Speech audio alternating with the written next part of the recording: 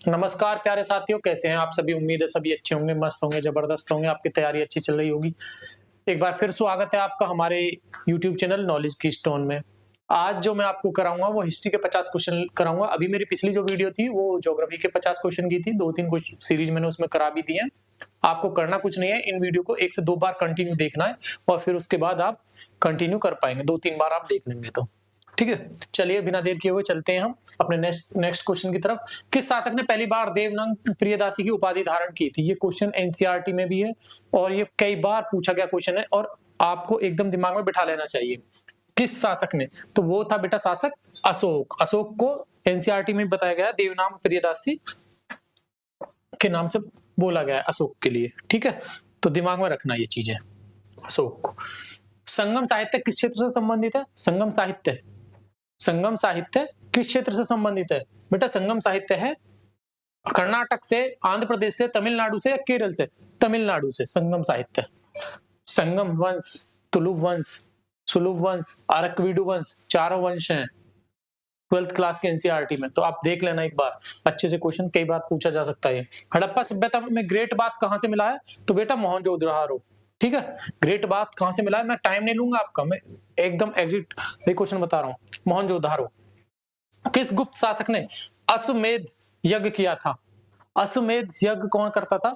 जब कोई राजा होता था और वो जीत करके आता था, अपने राजा होने का प्रमाण सभी के सामने रखता था, तो उसको एक अश्वमेध यज्ञ कराना होता था। अगर किसी के क्षेत्र में से वो निकल रहा है घोड़ा उसका, तो अगर उसको रोक लेता तो ऐसा माना जाता कि उसको उससे युद्ध करना पड़ता। अन्यथा अगर नहीं रोक पाता तो क्या होता कि वो विजयी माना जाता, सम्राट माना जाता। तो ऐसा कौन था? समुद्रगुप्त। समुद्रगुप्त ने अश्वमेध यज्ञ किया था। हर्षचरित के लेखक कौन है बेटा? बाणभट्ट। कालिदास की रचना आपको याद होनी चाहिए, यूपी पुलिस देने जा रहे हो, सबको पता होनी चाहिए। कालिदास की मेघदूत, रघुवंशम, ठीक है, ये आपको पता होनी चाहिए। कालिदास के कौन कौन से उपन्यास है। दंडी और भवभूति की भी एक बार याद कर लेना, एक एक दो है उनकी तो, पर बाणभट्ट और ये ज्यादा इंपॉर्टेंट है। प्रयाग प्रशस्ति किससे संबंधित है? समुद्रगुप्त। प्रयाग प्रशस्ति समुद्रगुप्त। प्रयाग प्रशस्ति समुद्रगुप्त, दिमाग में बिठा लो। बौद्ध धर्म की चौथी संगति किसके समय में हुई थी? कनिष्क के काल में। और कहां पर हुई थी? राइट आंसर तो ये हो गया। और कहां हुई थी? कुंडलवन कश्मीर में। कुंडलवन कश्मीर चौथी संगति। बौद्ध धर्म में कुल 4 संगति हुई हैं। ठीक है, अजातशत्रु किस वंश से संबंधित था? अजातशत्रु हर्यक वंश से संबंधित था। किस शासक को एकराट कहा गया है? एकराट। समुद्रगुप्त को, चंद्रगुप्त मौर्य को, अशोक को, हर्ष को? समुद्रगुप्त को एकराट कहा गया है। गुप्त काल को स्वर्ण युग क्यों कहा जाता है? क्योंकि उसकी कला साहित्य में ज्यादा योगदान था, इसलिए इसको क्या कहा जाता है? गुप्त काल को स्वर्ण युग कहा जाता है, कला साहित्य। दिल्ली सल्तनत में एकता प्रथा किसने शुरू की थी? एकता सबसे पहले इल्तुतमिश ने। ठीक है, एकता प्रथा इल्तुतमिश ने। सुलह ए कुल नीति किसने की थी? सुलह ए कुल की नीति, इसका शासक था बेटा अकबर।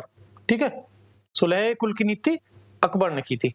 अब आता है पानीपत का तीसरा युद्ध। ठीक है, पानीपत का तीसरा युद्ध किनके बीच हुआ था? पानीपत में कुल 3 युद्ध लड़े गए थे।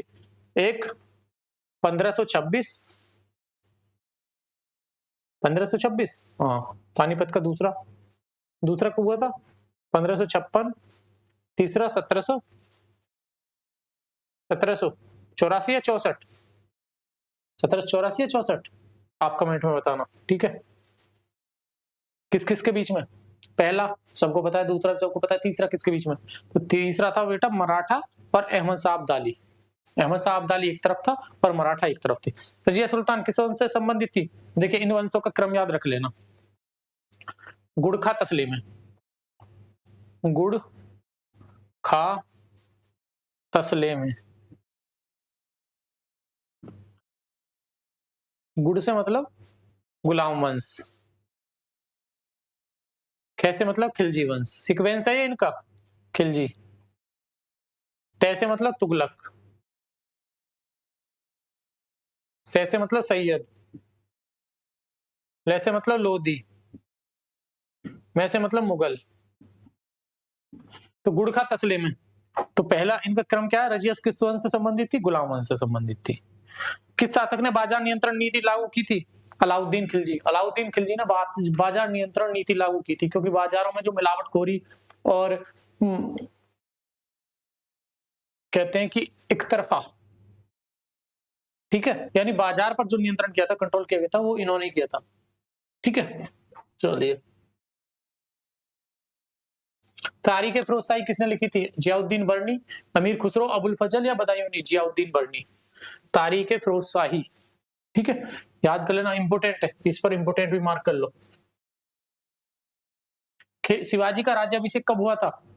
1664, 74, 57, 65 या 80? 1674 में शिवाजी का राज्याभिषेक हुआ था।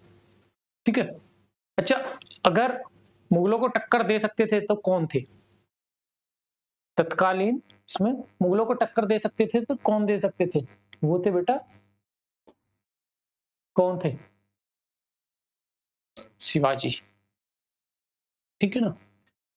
मनसबदारी प्रथा किसने शुरू की थी? मनसबदारी प्रथा अकबर ने की थी। फतेहपुर सीकरी किसने बसाया? फतेहपुर सीकरी अकबर ने, सीधी सी बात है। और हाँ, अकबर ने फतेहपुर सीकरी में एक और बसाने के लिए कहा था, क्या? बीरबल महल। क्या वो बसाया या नहीं? कमेंट में बताना। गुरु गोविंद सिंह ने खालसा पंथ की स्थापना की थी 1699 में। ठीक है, 1857 क्रांति का तात्कालिक क्या था? हालांकि कारण तो सारे थे, 1857 की क्रांति के कारण तो सारे थे, लेकिन तात्कालिक कारण क्या था, ये आप बताइए। कारण तो ये भी था, लगान भी था, लैप्स नीति भी थी, कारतूस भी थे, वेतन भी थे, लेकिन तात्कालिक यानी इंस्टेंट जो रिएक्शन हुआ था वो किस घटना की वजह से हुआ था? वो हुआ था बेटा कारतूस, चर्बी लगे कारतूस। ठीक है, गाय और सुअर की चर्बी उसमें थी। 1857 की में कानपुर का नेतृत्व किसने किया था? देखिए कुछ इंपोर्टेंट है, कानपुर, लखनऊ, दिल्ली, इनका नेतृत्व अलग अलग ने किया था। ठीक है, बिहार का कुंवर सिंह ने किया था, कानपुर का नाना साहिब ने किया था, दिल्ली का किसने किया था? बहादुर शाह जफर ने, लखनऊ का बेगम हजरत महल ने। तो ये इसका राइट आंसर हो जाएगा बेटा नाना साहिब ने। भारत का प्रथम स्वतंत्रता संग्राम शब्द किसने दिया था? वी.डी. सावरकर ने। ठीक है, भारत का प्रथम स्वतंत्रता संग्राम किसने दिया था? वी.डी. सावरकर ने। बंगाल विभाजन कब हुआ था? 1905 में। बंगाल विभाजन कब हुआ था? 1905 में। लखनऊ पैक्ट किन के बीच हुआ था? कांग्रेस और मुस्लिम लीग। लखनऊ पैक्ट किनके बीच हुआ था? कांग्रेस और मुस्लिम लीग के बीच में हुआ था। होम रूल आंदोलन किसने शुरू किया था? Annie Besant. होम रूल आंदोलन एनी बेसेंट। इंपोर्टेंट क्वेश्चन है बेटा ये सारे, आपको करना कुछ नहीं है, इनको 2-3 बार देख लेना, ये इंपोर्टेंट क्वेश्चन है, सारे क्वेश्चन इंपोर्टेंट है यूपी पुलिस के हिसाब से। चौरी चौरा कांड किस राज्य में हुआ था? उत्तर प्रदेश। चौरी चौरा उत्तर प्रदेश में है। ठीक है, काकोरी कांड किस वर्ष हुआ था? 1925। ठीक है, काकोरी में, काकोरी एक जगह है लखनऊ के पास में। ठीक है, तो वहां पर क्या हुआ था? ट्रेन में डकैती डाली थी कुछ हमारे क्रांतिकारियों ने। डकैती क्या, हम तो नहीं बोलेंगे, डकैती डाली थी, जो हमारा पैसा था वो हम ले लिया, और क्या था। साइमन कमीशन का विरोध क्यों हुआ था? भारतीय सदस्य नहीं थे, टैक्स बढ़ा, सेना कम हुई या चुनाव रद्द हुए? भारतीय सदस्य नहीं थे। पूर्ण स्वराज का प्रस्ताव कब पास हुआ था? पूर्ण स्वराज 1929, दिसंबर 1929। वैसे पास होने की पूछा है उसने, तो दिसंबर 1929 में पास हुआ। लागू कब से हुआ था? 1930 से। ठीक है ना, पूर्ण स्वराज की घोषणा, क्योंकि उनको डेड डेट दे दी थी। इसमें एक और चीज है, कब पास हुआ? 31 आएगा इसका, देख लेना एक बात, 30 से 31, क्योंकि 31 दिसंबर 1929 उनको लास्ट डेट दे दी थी। या तो आप हमारी बात मान लीजिए, नहीं तो हम पूर्ण स्वराज की घोषणा करेंगे। तो पूर्ण स्वराज की घोषणा या 1 जनवरी 1931 को हुई थी, 31 दिसंबर 1929। कंट्रोवर्सी का क्वेश्चन है, फंसा हुआ है। निम्न में से किस स्थल में अग्निकुंड के प्रमाण मिले हैं? लोथल, कालीबंगा, धौलावीरा या राखीगढ़ी? बताइए। अग्निकुंड के प्रमाण कालीबंगा में मिले हैं। ठीक है, निम्न कथनों पर विचार करो। ऋग्वेद में सरस्वती नदी का उल्लेख है? हाँ बिल्कुल है। उत्तर वैदिक काल में सभा और समिति का महत्व घटा? उत्तर वैदिक काल में सभा और समिति का महत्व घटा? केवल एक सही, केवल 2 सही या दोनों सही? दोनों सही है। ठीक है, अगला क्वेश्चन, महाजनपद काल में गणराज्य का उदाहरण है?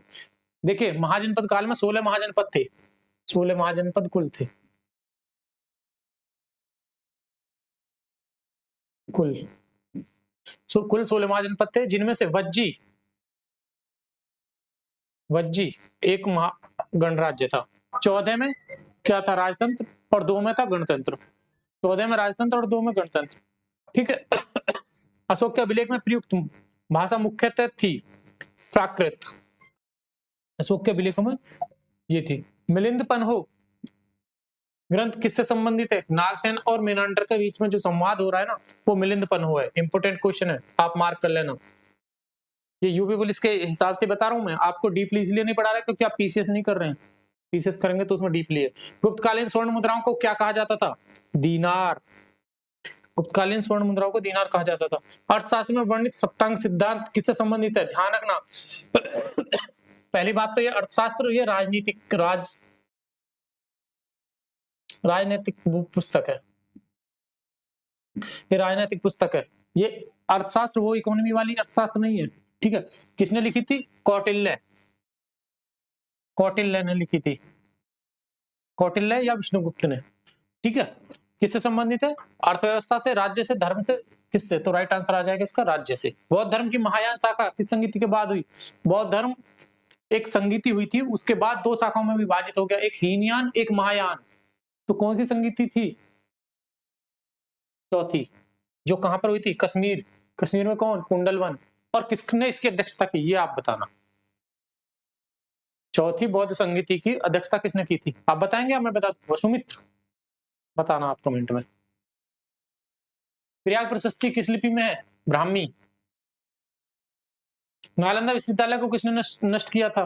बख्तियार खिलजी। इसमें कंफ्यूज रहते हैं बहुत सारे, अलाउद्दीन खिलजी कराते हैं, तो बेटा वो गलत है। निम्न में से किसे जिल ए इलाही कहा गया है? बलबन। जिल ए इलाही बलबन, बलबन, शायद बलबन नहीं, बलबन ही है। इब्न बतूता भारत किसके समय आया था? एमबीटी के टाइम पीरियड में कौन आया था? इब्न बतूता, यानी कि मोहम्मद बिन तुगलक के टाइम पीरियड पर भारत आया था। देखिए दोनों क्वेश्चन ऐसे आ गए। निम्न का सही कालक्रम है? पहले खिलजी वंश, तुगलक वंश, सैयद वंश, लोधी वंश। तो इनका कालक्रम बताइए। मैंने बताया था गुलाम वंश, खिलजी वंश, तुगलक वंश, सैयद वंश, लोधी वंश और मुगल वंश। ये इनका क्रम हो गया। अब देख लो, तो पहले कौन सा आना चाहिए? खिलजी। पहले खिलजी, गुलाम तो है नहीं इसमें। पहले आ गया 1 नंबर पे खिलजी, फिर आना चाहिए टी से तुगलक, 2 पे तुगलक, तीसरे पे सैयद। तो 1 2 3 4, यही इसका राइट आंसर हो जाएगा। ठीक है। देहसाला व्यवस्था किससे संबंधित है? कर व्यवस्था से संबंधित है देहसाला व्यवस्था। ठीक है। शिवाजी और औरंगजेब के बीच पुरंदर की संधि कब हुई थी? शिवाजी और औरंगजेब के बीच पुरंदर की संधि कब हुई थी? 1665 में। याद कर लेना, इंपोर्टेंट है। अकबरनामा के लेखक थे? अकबरनामा अबुल फजल। अकबरनामा 3 पार्ट्स में संकलित है। ठीक है। अकबरनामा 3 पार्ट्स में संकलित है और इसके लेखक कौन है? अबुल फजल। पर ये अबुल फजल कौन थे? अच्छा, अकबर का दरबारी इतिहासकार कौन था? ये भी आप मुझे कमेंट में बताना। जजिया कर पुणे किसने लगाया था? औरंगजेब ने। Right answer Aurangzeb. 1857 क्रांति में लखनऊ का नेतृत्व किसने किया था? बेगम हजरत महल। अभी मैंने पिछली वीडियो में भी बताया था। ठीक है। इनका कालक्रम चुने, निम्न का में सही कालक्रम चुने। एक क्वेश्चन ये है इधर, एक इधर है। ठीक है, 2 है इधर। असहयोग आंदोलन, सविज्ञा विज्ञान आंदोलन, भारत छोड़ो आंदोलन। तो असहयोग कब हुआ था? 1920 में। सविनय अवज्ञा 1931-30। भारत छोड़ो 1942। तो क्रम क्या हो गया? 1 2 3, 1 2 3। राइट आंसर ये हो गया। ठीक है। हिंद स्वराज पुस्तक के लेखक कौन है? गांधी जी। हिंद स्वराज किस में लिखी थी? जेल में। कैबिनेट मिशन भारत कब आया? 1946 में। कैबिनेट मिशन 1946 में भारत आया। ठीक है। काकोरी कांड में किसे फांसी दी गई थी? भगत सिंह? नहीं। रामप्रसाद बिस्मिल, चंद्रशेखर आजाद, लाला लाजपत राय। ये तो लाला लाजपत तो साइमन कमीशन के विरोध में लाठीचार्ज से मारे गए। चंद्रशेखर आजाद ने खुद ने प्रयागराज में अपने आप को गोली मार ली थी। भगत सिंह को और रामप्रसाद बिस्मिल को फांसी दी गई थी। भगत सिंह को तो काकोरी कांड के लिए दी नहीं गई थी, क्योंकि ये तो इसमें इन्वॉल्व थे ही नहीं। तो बचता कौन है? रामप्रसाद बिस्मिल। तो राइट आंसर हमारा क्या हो जाएगा? रामप्रसाद बिस्मिल। भारत सरकार अधिनियम 1935 का मुख्य प्रावधान था संघीय ढांचा। राइट आंसर ये होगा। माउंटबेटन योजना कब घोषित हुई? 3 जून 1947। ठीक है, तो चलिए मिलते हैं फिर आपको हम अगली वीडियो में। तब तक के लिए धन्यवाद। आपको क्लास देखनी है 1 से 2 बार, और मिलते हैं फिर अगली क्लास में। ठीक है।